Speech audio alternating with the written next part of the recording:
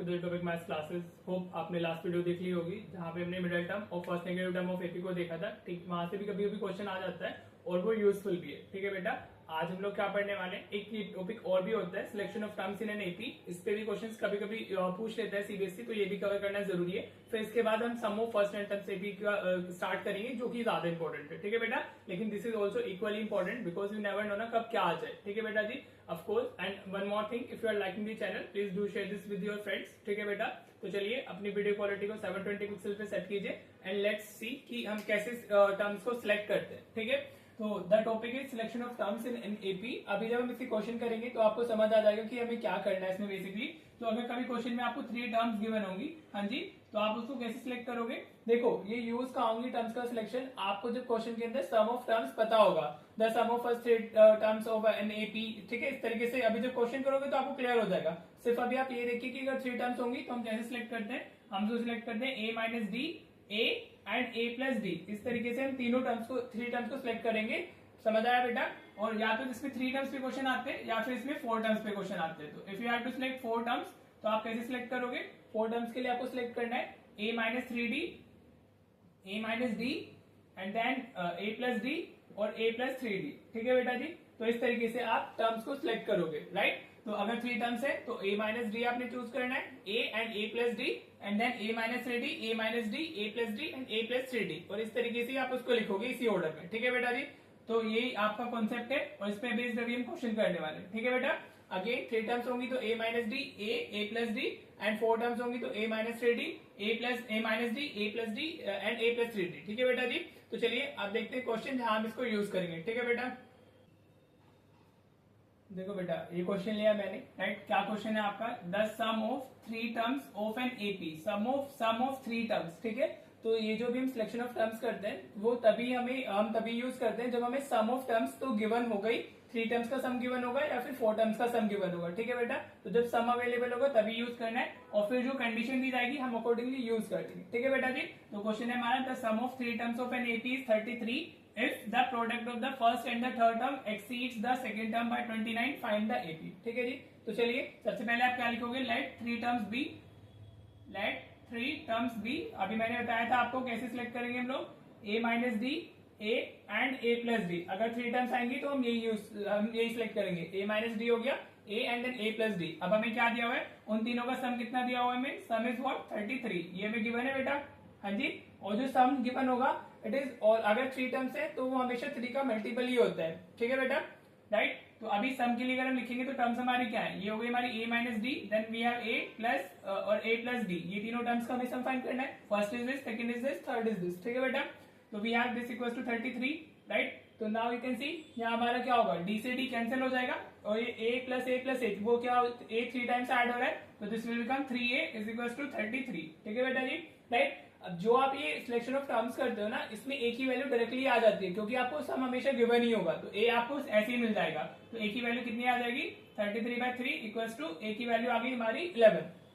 अगर 33 को 3 से डिवाइड करेंगे तो हमें 11 मिल जाएगा ना। ठीक है बेटा, तो पहला काम आपको ए फाइंड कर लेना है क्योंकि आपको सम अवेलेबल होगा। ठीक है बेटा, now go for the language of the question. आपको आगे क्या दिया हुआ है, if the product of first and third term exceeds the second term by 29। तो अगर आप अकॉर्डिंग टू क्वेश्चन लिखते हो, हमें किस किस का प्रोडक्ट लेना है, if the product of first and third, हमें फर्स्ट और थर्ड को मल्टीप्लाई करना है। ठीक है बेटा जी, तो फर्स्ट टर्म हमारी क्या है, a माइनस डी, और थर्ड टर्म हमारी क्या है, a प्लस डी। तो आप इनका क्या करोगे, प्रोडक्ट लोगे, तो a minus D into a plus D आप लिख लोगे। यही तो दिया हुआ है, product of first and third. आगे क्या बोला है, एक्सीड्स द सेकंड बाय 29। तो सेकंड टर्म हमारी क्या है, ए हो गई, हाँ जी, this is the second term ना, तो that is equal to a plus 29।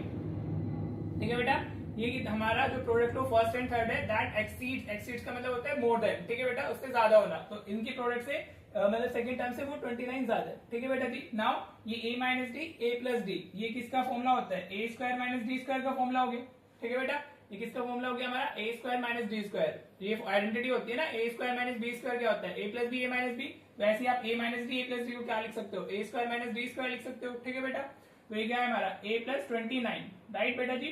ठीक है, अब आपके पास में क्या, एक ही तो वैल्यू ऑलरेडी हम फाइंड कर ही चुके हैं, तो सब्स्टिट्यूट कर दो, तो 11 का स्क्वायर हो जाएगा माइनस डी का स्क्वायर, a 11 है प्लस 29 हो गया। ठीक है बेटा जी, राइट। अब इसका 11 का स्क्वायर कितना होता है हमारा 121 होगा, राइट। माइनस डी स्क्वायर, ये इसमें ऐड करोगे तो कितना मिलेगा, यू विल गेट 40। ठीक है बेटा जी, होप आपको यहाँ तक क्लियर हो रहा होगा। अब आप 121 को उधर शिफ्ट कर दो तो negative d square equals to 40 minus 121 आ जाएगा। ठीक है बेटा, तो ये कितना हुआ, minus d square equals to minus 81 आ गया। तो नेगेटिव से नेगेटिव कैंसिल हो गया। अगर 40 माइनस 121 करेंगे तो नेगेटिव 81 मिलेगा ना। तो डी की वैल्यू कितनी आ गई हमारी, प्लस माइनस 9 आ गई। ठीक है, जब आप स्क्वायर को उधर शिफ्ट करोगे तो वो रूट में कन्वर्ट हो जाएगा ना।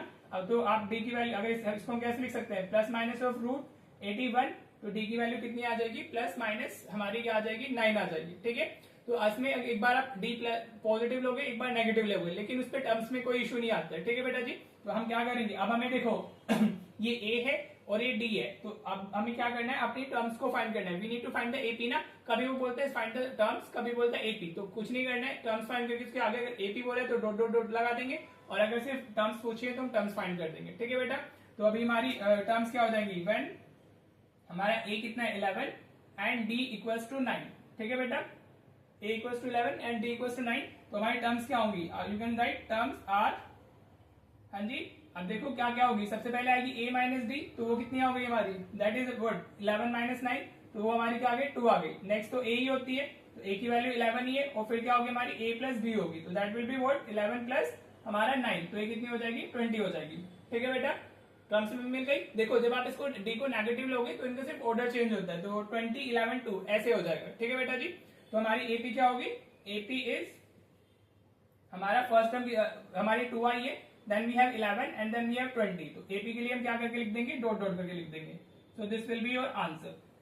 हाँ जी बेटा, समझ आया, आपने तीनों टर्म्स निकाली। फर्स्ट हमारी क्या थी, a माइनस डी थी, तो a की वैल्यू हमारी 11 है और d की वैल्यू 9 है, तो 11 माइनस 9 2 आ गया। सेकंड हमारी a ही है, तो दैट इज इक्वल टू 11, और फिर हमारी a प्लस डी है, तो वो हमारी 11 प्लस 9 20 आ गई। So this is the AP. और अगर आपको इसमें आप डी का अगर नेगेटिव लेंगे तो सिर्फ इसका ऑर्डर चेंज हो जाएगा, तो आप लिखोगे when a is equal to 11 and d is equal to हमारा क्या माइनस 9, तो हमारी जो एपी होगी दैट विल बी, इसका सिर्फ ऑर्डर चेंज हो जाएगा, दैट विल बिकम 20 11 एंड 2। इस तरीके से आप फिर आप उसके आगे डॉट डॉट करके लिख दोगे। ठीक है बेटा जी, तो आपकी एपी ये भी हो सकती है और आपकी एपी ये भी हो सकती है। ठीक है, तो होप आपको अच्छे से क्लियर हो गया होगा। मेन था सिलेक्शन ऑफ टर्म्स हमें कब यूज करनी है, जब हमें सम ऑफ टर्म्स गिवन होगा, एंड देन फिर जो भी लैंग्वेज होती है उसके अकॉर्डिंग चले जाते हैं। ठीक है बेटा, होप ये आपको अच्छे से क्लियर हुआ होगा। Let's see one more question based on this, तो आपको ये और अच्छे से क्लियर हो जाएगा। ठीक है बेटा, देखो बेटा ये एग्जाम्पल का क्वेश्चन लिया मैंने, the angles of a triangle are in AP. कितने एंगल होते हैं हमारे ट्राइंगल में, 3 ही होते हैं ना, and they are in AP. ठीक है बेटा जी, और आपको बोला गया the greatest angle is twice the least. ठीक है, फाइंड द एंगल्स। ये क्वेश्चन भी आ सकते हैं, बिकॉज एग्जाम्पल के क्वेश्चन भी इंपॉर्टेंट होते हैं। ठीक है, तो उसने क्या बोला है, angles of a triangle are in AP. ठीक है, तो अगेन हम वही क्या 3 टर्म्स वाला सिलेक्शन यूज करेंगे, तो आप लिखोगे लेट एंगल्स बी, आप इस बार एंगल्स लिखना, टर्म्स मत लिखना, लेट एंगल्स बी ए माइनस डी। ठीक है बेटा, ए एंड ए प्लस डी। आपने कितने क्या कर लिए, तीनों एंगल्स को, एक एंगल को हम रिप्रेजेंट कर रहे हैं ए माइनस डी से, दूसरे को ए से कर रहे हैं, और सबसे बड़े वाले को हम ए प्लस डी से कर रहे हैं। ठीक है बेटा जी, this is the way you are selecting the angles. ठीक है, क्यों, क्योंकि वो एपी में हमारे, राइट बेटा जी। एंड यू नो कि अब हमारा क्या होगा, sum of all angles of a triangle कितना होता है, 180 डिग्री होता है, राइट। अगर आप इसमें एक ट्राइंगल भी शो कर सकते हो बना करके भी। ठीक है, तो या आप सीधे लिख लेना ए माइनस डी प्लस ए। मैंने बोला ना सम तो आपको पता ही होता है। ठीक है, यहाँ देखो सम गिवन नहीं है, वो ऑलरेडी नोन है, because sum of angles of a triangle is what 180 degree ना, यही तो होती है हमारी एंगल सम प्रॉपर्टी। तो अगर आप तीनों एंगल्स को ऐड करोगे तो what you will get, you will get 180 degree. ये हमारी क्या है, these are the 3 angles of a triangle. अगर यहाँ पे आप एक ट्राइंगल ऐसे, इसको आप स्पेसिफाई भी कर सकते हो, एबीसी हमारा ट्राइंगल हो गया, इसको हमने सपोज ए माइनस डी बोला है, दिस इज व्हाट ए, और ये हमारा ए प्लस डी हो गया। ठीक है बेटा, ऐसे बना के भी शो कर सकते हो आप, इस मतलब योर्स चॉइस। ठीक है, तो अगर हम तीनों एंगल्स को ऐड करते हैं तो what we will get 180 degree. तो आप इसके आगे लिख भी देना एंगल सम प्रॉपर्टी। ये कहां से आया हमारा, एंगल सम प्रॉपर्टी से आया है। ठीक है बेटा, एंगल सम प्रॉपर्टी में यही तो बताती है कि sum of all angles of a triangle is 180 degree. ठीक है बेटा जी, राइट। तो ये क्या हुआ हमारा, minus D plus D again cancel हो गया, हाँ जी, और ये 3 टाइम्स ऐड हो रहा है, तो ये 3 इक्वल्स टू 180 डिग्री हो जाएगा, हाँ जी। तो एक ही वैल्यू यहाँ से कितनी मिल गई हमें, 60 डिग्री आ गई एक ही वैल्यू। तो ठीक है बेटा, अगेन जैसे मैंने लास्ट क्वेश्चन में बताया था कि सम तो आपको पता ही होगा, तो आप उसमें सीधे डायरेक्टली आपको एक ही वैल्यू मिल जाती है। ठीक है, फिर आप क्या करते हो, आप क्वेश्चन की लैंग्वेज से जाते हो। ठीक है बेटा, तो अगर आप अकॉर्डिंग टू क्वेश्चन लिखते हो, हमें क्या दिया हुआ है, greatest angle is twice the least. ठीक है, तो आप अगर चाहो तो पहले वर्ड में भी लिख सकते हो, जिस बच्चे को डायरेक्टली लिखने में प्रॉब्लम होती है तो वो पहले वर्ड्स में लिख ले। तो greatest angle is twice of the least angle. ठीक है बेटा, लीस्ट मतलब सबसे छोटा, ग्रेटेस्ट मतलब सबसे बड़ा। ठीक है, तो इसमें हम ग्रेटेस्ट किसको, ग्रेटेस्ट हमारा क्या होगा, a प्लस डी होगा। ठीक है बेटा जी, क्योंकि इसमें वो ऐड हो रहा है ना डी, हम समझ आ रहे हैं। अभी हमारा लीस्ट क्या होगा, ये a माइनस डी हो जाएगा। ठीक है बेटा, क्लियर होप यहाँ तक क्लियर हो रहा होगा। बस देखो, एक सम होता है, एक कंडीशन होती है, यही होता है इस क्वेश्चन में, और फिर ये हो जाता है। होप आपको अच्छे से अभी तक क्लियर हो रहा होगा। बस आप चाहो तो आप a की वैल्यू डाल दो, यहाँ 60 प्लस डी आ गया ये, और इसको अंदर मल्टीप्लाई करोगे तो 2a माइनस 2d आ जाएगा ये। ठीक है बेटा, आप पहले सिंप्लीफाई भी कर सकते थे, instead of writing the value, या तो वैल्यू डाल दो या पहले सिंप्लीफाई कर लो। तो सब मैं अभी इधर a ही लिख लेता हूँ। ठीक है बेटा जी, समझ में आ रहा है। अब d को इधर शिफ्ट कर लेते हैं, a को इस तरफ, लाइक टर्म्स को सेम साइड में रख लेते हैं। तो d ये वाला नेगेटिव इस तरफ आएगा, माइनस 2d इस तरफ शिफ्ट होगा तो प्लस 2d हो जाएगा ना, और ये 2a माइनस a हो गया। शिफ्टिंग, a को इस तरफ लेकर आए, माइनस 2d को इस तरफ लेकर आए, तो d plus 2d will be 3d, और 2a माइनस a हमारा a हो गया। ठीक है बेटा, राइट। तो अभी a की value we have that is 60। हाँ जी, a की वैल्यू तो हमारी फाइंड होकर आई थी ना 60 डिग्री, तो d हमारा कितना आ जाएगा, 60/3 आ गया, तो d की वैल्यू इज वो 20 डिग्री। ठीक है बेटा जी, अब आपके पास में a भी है और आपके पास में d भी है, और हमें बताना क्या है, ऑल द एंगल्स बताने हैं। तो आप सबसे पहले एंगल्स आर, आप ऐसे लिख दोगे एंगल्स आर। ठीक है, आप सबसे पहले a माइनस डी है हमारा, तो a is what 60 degree minus 20 degree, तो ये कितना आ गया हमारा 40 डिग्री हो जाएगा। नेक्स्ट हमारा a ही है, तो दैट विल बी 60 डिग्री, और फिर हमारा नेक्स्ट क्या होगा, a प्लस b होगा, तो दैट इज 60 प्लस 20, तो वो कितना आ गया हमारा 80 डिग्री आ गया। ठीक है बेटा जी, कहां से आया, जो हमने इसको अज्यूम किया था वहीं से आया। ठीक है, तो आप ऐसे लिख देना, so angles are, final answer इस तरीके से दोगे 40 डिग्री, 60 डिग्री एंड 80 डिग्री। ठीक है, this should be your final answer. आप ऐसे इसको बॉक्स में बंद करके आ जाओगे। राइट बेटा जी, होप आपको अच्छे से क्लियर हो गया होगा। This is also based on the selection of terms. ठीक है, होप अभी तक आपको कॉन्सेप्ट क्लियर हो रहा होगा जो हमने पढ़ा था, और उसका एप्लीकेशन क्या है, कैसे हम उसको अप्लाई कर रहे हैं। ठीक है बेटा, चलिए 3 टर्म्स के लिए तो हो गया, अब एक क्वेश्चन 4 टर्म्स का देखते हैं कि 4 टर्म्स वाला क्वेश्चन कैसे आता है और आप उसमें कैसे करोगे। ठीक है बेटा जी, चीजें वही होंगी, बस वहां पे 4 टर्म्स आ जाएंगी, तो सिलेक्शन ऑफ टर्म्स हम 4 टर्म्स वाला यूज करेंगे, और एक सम तो ऑफकोर्स अवेलेबल होगा ही होगा, और साथ में कंडीशन अवेलेबल होगी जहां से डी की वैल्यू मिल जाएगी, and then we can find the terms. ठीक है बेटा, तो चलिए देखते हैं नेक्स्ट क्वेश्चन। देखो बेटा, ये क्वेश्चन लिया है मैंने, ये भी सीबीएसई में आया हुआ क्वेश्चन है। राइट, आपको क्या करना है, divide 56 in 4 parts in AP. ठीक है, हम 56 को 4 पार्ट्स में डिवाइड कर रहे हैं जो हमारे एपी में। ठीक है, such that the ratio of the product of their extremes to the product of their means is 5:6। ठीक है, अब एक्सट्रीम क्या होता है, मीन्स क्या होता है, अभी चेक करते हैं। राइट, सबसे important thing is 4 parts in an AP. अगर कोई चीज एपी में है और उसका भी सम पता है, देखो हम 56 को 4 पार्ट्स में डिवाइड कर रहे हैं, तो अगर हम उन 4 पार्ट्स को ऐड करेंगे वापस तो हमें 56 ही मिलेगा ना। हाँ जी, समझ आया। अगर आप किसी चीज को स्प्लिट करते हो, अगर उन पार्ट्स को ऐड करते हो तो वापस सेम चीज मिल जाएगी ना हमें। ठीक है बेटा, तो आपको क्या करना है, आपको वही करना है, लेट 4 पार्ट्स बी।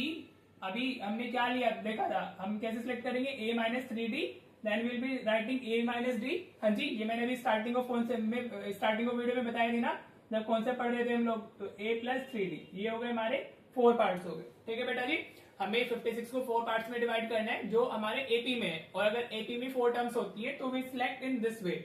ठीक है बेटा, a minus 3d, a minus D, a plus D and a plus D. Right, sorry a plus 3d। ठीक है बेटा, अब देखो जो ये वाली टर्म्स होती है, this a minus d and a plus 3d, right, वो क्या हमारे एंड्स पर लिखी हुई है, एक बिल्कुल हमारे लेफ्ट हैंड पर है, एक हमारे राइट हैंड पर है। राइट, तो इनको बोलते हैं एक्सट्रीम्स। क्या बोलते हैं, these terms are called extremes. ठीक है बेटा, हाँ जी, जो एजेस पर होती है, एंड्स पर होती है, दे आर कॉल्ड एक्सट्रीम्स, और जो उनके बीच में लिखी होती है दे आर कॉल्ड मीन्स। इनको हम क्या बोलते हैं, मीन्स, मतलब मिडिल टर्म्स को हम बोलते हैं मीन्स। ठीक है बेटा, समझ आ गया।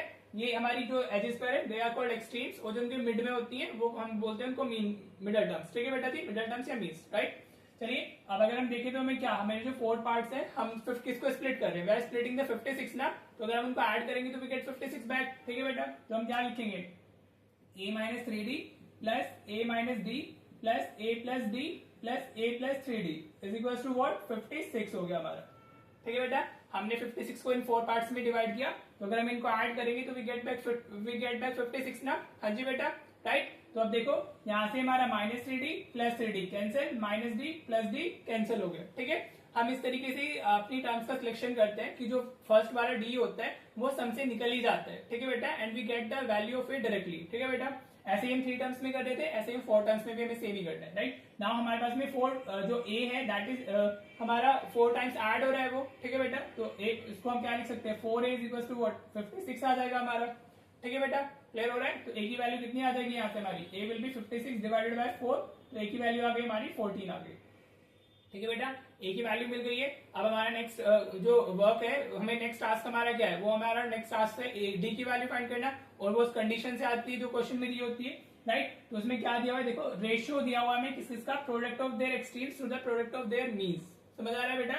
तो अगर मैं इसमें अकॉर्डिंग टू क्वेश्चन लिखता हूँ, हाँ जी, तो प्रोडक्ट हमें किसका रेशियो लेना है, पहले product of their extremes, extreme terms हमारी ये वाली है, a minus 3d and a plus 3d, तो आप इसको ऐसे लिख लोगे, a minus 3d is to a minus 3d into a plus 3d, ये वाला प्रोडक्ट लिया है, और मीन्स का हम प्रोडक्ट ले रहे हैं a माइनस d और a प्लस d, ये हमें कितना गिवन है, that is 5:6, this is the ratio जो हमें गिवन है, product of the extremes with the product of means, और वो हमारा क्या है, हमारा 5:6 दिया हुआ है, ठीक है बेटा जी। होप आपको ये क्लियर हो रहा होगा, राइट। अब हम रेशियो को फ्रैक्शन फॉर्म में लिख लेते हैं, तभी सोल्व हो पाएगा। तो ये a माइनस 3d हो गया, and we have this a plus 3d divided by, next हमारा a माइनस d होगा, और ये a प्लस d हो जाएगा, और दैट इज इक्वल टू हमारा 5/6, ठीक है बेटा जी।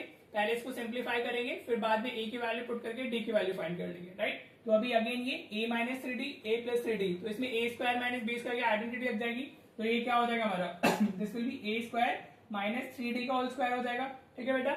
ये वाली आइडेंटिटी जो पढ़ते हो ना, आप 9th में पढ़ लेते हो, a square minus b square किसके इक्वल होता है, a प्लस b और a माइनस b के इक्वल होता है ना, ठीक है। तो ये इसके इक्वल होता है, तो ये इसके इक्वल होगा, तो ये वाली आइडेंटिटी हम यूज कर रहे हैं। ये आइडेंटिटी काफी यूज होती है क्लास 10th के अंदर, ठीक है, ट्रिग्नोमेट्री में भी काफी यूज होगी, राइट।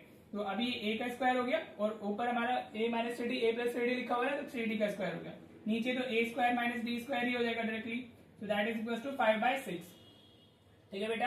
अब आप इसको ओपन कर रहे हो, तो a स्क्वायर 3d का स्क्वायर कितना होगा, 3 का स्क्वायर 9, d का स्क्वायर d स्क्वायर हो जाएगा, राइट बेटा जी। और डिनोमिनेटर में हमारा a स्क्वायर माइनस d, अब तो देखो कैलकुलेशन है, अब जिस बच्चे को कैलकुलेशन आती है वो फटाफट वीडियो आगे फॉरवर्ड करके कैलकुलेशन खुद से कर ले, और वीडियो को फॉरवर्ड कर ले, ठीक है।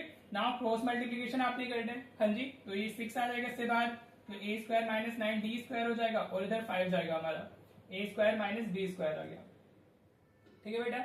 नाउ मल्टीप्लाई दिस इनसाइड, तो ये 6a स्क्वायर हो गया माइनस 6 इंटू 9 54d स्क्वायर हो जाएगा इस तरफ से में, ठीक है बेटा जी। नाउ इस तरह हमारा क्या है दैट इज 5a स्क्वायर, और ये माइनस 5d स्क्वायर हो गया, राइट। अब शिफ्ट कर लो लाइक टर्म्स को, a स्क्वायर वाली टर्म को उस तरफ ले जाते हैं, d को उस तरफ ले जाते हैं, तो ये 6a square minus 5a square हो जाएगा, राइट। होप आपको यहाँ तक समझ आ रहा होगा। और इधर हमारा क्या लिखा हुआ है, माइनस 5d स्क्वायर लिखा हुआ है, और ये प्लस 54d स्क्वायर हो गया, ठीक है बेटा। नाउ ये 6a square minus 5a square, तो ये तो सिर्फ a स्क्वायर हो जाएगा, हाँ जी, समझ आ रहा है। इक्वल्स में हमारा क्या होगा, माइनस 5 प्लस 44, तो ये 49d स्क्वायर हो जाएगा, हाँ जी बेटा, समझ आ रहा है। तो अगर आप इसको रूट को तो शिफ्ट करोगे, सॉरी स्क्वायर को तो शिफ्ट करोगे, तो 49 को इसको मैं 7d का होल स्क्वायर लिख सकता हूँ, हाँ जी। ये 49d स्क्वायर लिखा हुआ है, that can be written as 7d का होल स्क्वायर ना, तो स्क्वायर से रूट कैंसिल, तो a हमारा कितना आ गया, a इक्वल्स टू 7d आ जाता है, ठीक है बेटा जी, समझ में आ रहा है। a की वैल्यू कितनी आई हमारी, 7d आ गई, राइट। तो यहाँ a की वैल्यू हमारे पास में है, a की वैल्यू हमारे पास में कितनी है, 14 हो गई, इक्वल्स टू 7d, हाँ जी बेटा, समझ में आ रहा है ना। a की वैल्यू तो हम यहाँ फाइंड कर चुके हैं ना ऑलरेडी, a की वैल्यू कितनी आई थी हमारी, 14 आई थी, तो 14 डाल दिया, अब 7 इधर डिवीजन में जाएगा, तो 2 आ जाएगी हमारी क्या, d की वैल्यू। यहाँ तक क्लियर हुआ होगा, हमारे a की वैल्यू मिल गई है हमें, और d की वैल्यू भी मिल गई है। बस अब आपको क्या करना है, पार्ट्स बताने, तो आप फाइंड कर लो जो जो हमारे पार्ट्स है हमारे क्या क्या होंगे, हाँ जी। तो d हमारा कितना है 2, और a हमारा कितना है 14। तो फर्स्ट पार्ट हमारा क्या है, a माइनस 3d, तो a की वैल्यू इज 14 माइनस 3 इंटू 2, तो ये 14 माइनस 6 8 हो गया, ठीक है बेटा। 14 माइनस 3 इंटू 6 8 हो गया ना। Next we have a minus d, तो 14 हमारा माइनस 2, तो ये कितना आ गया, 12 आ गया, ठीक है बेटा। Then we have a plus d, तो ये कितना हो जाएगा, 14 प्लस 2 हो जाएगा, तो दिस विल बी 16, हाँ जी बेटा। Then you have a plus 3d, ये पार्ट्स फाइंड करने होते हैं आपको, तो a हमारा 14 है, और ये 3 इंटू 2, ये कितना आ गया हमारा 20 आ गया, 3 इंटू 2 6, 6 प्लस 14 हमारा कितना हो गया 20 हो जाता है, ठीक है बेटा। तो आप लिख दोगे डिवाइड 46 इंटू 4 पार्ट्स, तो आप ऐसे लिख दोगे 4 पार्ट्स आर, देखो इसमें कुछ नेगेटिव का तो लेना नहीं है क्योंकि 56 को हम पॉजिटिव पार्ट्स में डिवाइड कर रहे हैं, 4 पार्ट्स आर, हमारे 8, 12, 16 एंड 20। अगर आप देख सकते हो, आप इन सबको ऐड करोगे तो यू विल गेट 56। ठीक है बेटा जी, आप देख लो ये हमारा कितना हो गया, 20, 40 और 56 आ रहा है। ठीक है, सो दिस इज योर हमारा फाइनल आंसर। हाँ जी, हम 56 को कैसे डिवाइड करेंगे, हम 8, 12, 16 एंड 20 में डिवाइड करेंगे तो वो इस कंडीशन को सेटिस्फाई करेगा। ठीक है, आप अपना आंसर चेक भी कर सकते हो, you can find the ratio. अगर आप एक्सट्रीम्स का देखो, ये करना नहीं है, मतलब उसमें फाइनल आंसर तो आपका यही होगा। If you want to check your answer की करेक्ट आया नहीं आया, तो आप एक्सट्रीम्स का प्रोडक्ट ले लो, तो 8 इंटू 20 आ जाएगा, और मीन्स का ले लो तो 12 इंटू 16 आ जाएगा। एंड चेक योर रेशियो की वो सही आ रहा है कि नहीं आ रहा है। राइट, तो आप देखो 8 2 16 हो गया हमारा, और 4 3 is 12, 4 5 is 20, तो ये कितना आ रहा है 5/3 into 6, तो 5:6 का रेशियो आ रहा है, मीन्स हमारा आंसर करेक्ट है। ठीक है बेटा जी, होप आपको ये वाला टॉपिक अच्छे से क्लियर हो गया होगा। मैंने आपको 3 टर्म्स का सिलेक्शन भी करा दिया, 4 टर्म्स का भी करा दिया, तो आपको ये वाला टॉपिक अच्छे से आ गया होगा। ठीक है बेटा जी, चलिए अभी मैं आपको 2 होमवर्क क्वेश्चंस दे देता हूँ, जिसमें आप 2 या 3 होमवर्क क्वेश्चंस आपको दे देता हूँ, ताकि आप उसको ट्राई कर सके और आपको ये वाला जो कॉन्सेप्ट है अच्छे से क्लियर हो सके। ठीक है बेटा, तो चलिए देखते हैं होमवर्क क्वेश्चंस। देखो बेटा, ये जो आपके होमवर्क क्वेश्चन है, फर्स्ट है हमारा the sum of 3 numbers in AP is 12, 3 terms वाला हो गया, and the sum of their cubes is 288। ये में इसकी कंडीशन दी हुई है और आपको वो नंबर्स बताने। ठीक है बेटा, then you have divide 32 into 4 parts in AP. Sir ये तो एक्जैक्टली सेम है, बस 56 की जगह पर 32 आ गया, और जो रेशियो 5:6 था उसकी जगह पर 7:15 है, और ये दोनों ही क्वेश्चन बोर्ड में आए हुए क्वेश्चन है। ठीक है बेटा, तो आप इन दोनों क्वेश्चंस को कर लीजिएगा, ताकि आपको एक कॉन्सेप्ट बहुत अच्छे से समझ आ सके। और अगर आपको चैनल पसंद आ रहा है तो इसको अपने स्टूडेंट, अपने फ्रेंड्स वगैरह के साथ में शेयर कीजिए। ठीक है बेटा, इससे टीचर को भी एक मोटिवेशन आता है। राइट, तो चलिए हम मिलते हैं फिर नेक्स्ट वीडियो में। टिल दैन प्रैक्टिस, जितनी आप प्रैक्टिस करोगे उतना आपका अच्छा स्कोर हो जाएगा। ठीक है बेटा, तो चलिए मिलते हैं फिर नेक्स्ट वीडियो में। Thank you so much for watching the video.